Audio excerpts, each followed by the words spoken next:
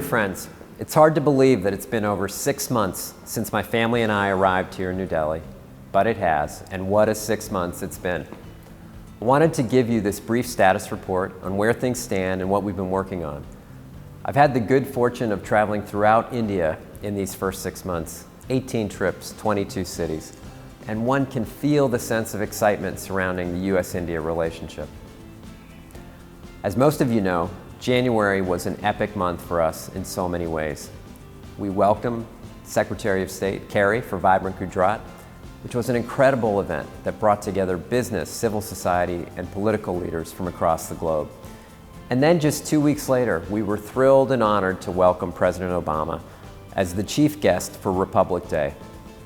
From his arrival at the airport, to the cup of tea with the Prime Minister, to the parade and state dinner, and the historic speech at Siri Fort, every moment was so very special. And the visit also helped us make great progress in many areas, such as in civil nuclear cooperation, trade, and defense. We signed our first ever joint vision statement for the Asia-Pacific. We issued a declaration of friendship and announced plans to co-develop and co-produce defense items for the first time, further solidifying our countries as best partners. Now, coming out of the President's January visit, we have some 30 different dialogues and 80 separate initiatives. We are working together with our Indian partners from the heights of space to the depths of the oceans and beyond. But the real promise of our relationship, as the Prime Minister recently said, is not simply what we can do for each other. It's what we can do for peace and prosperity in the world.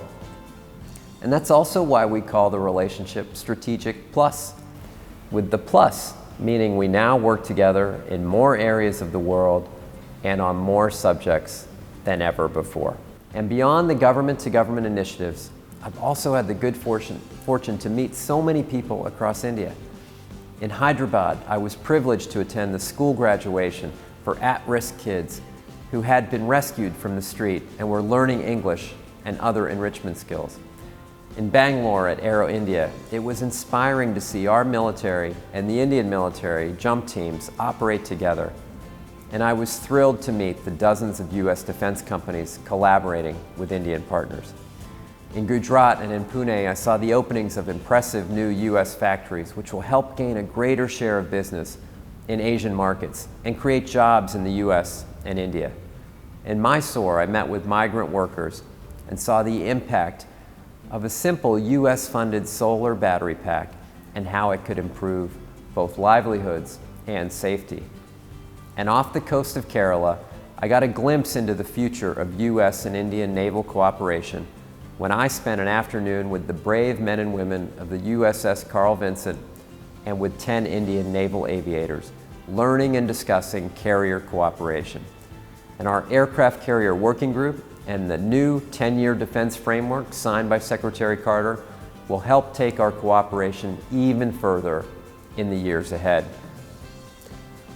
Now, one of the most memorable experiences was traveling back to Punjab, where my parents are from, and to see the house where my grandmother and mother lived, and also go to the college from where my father graduated.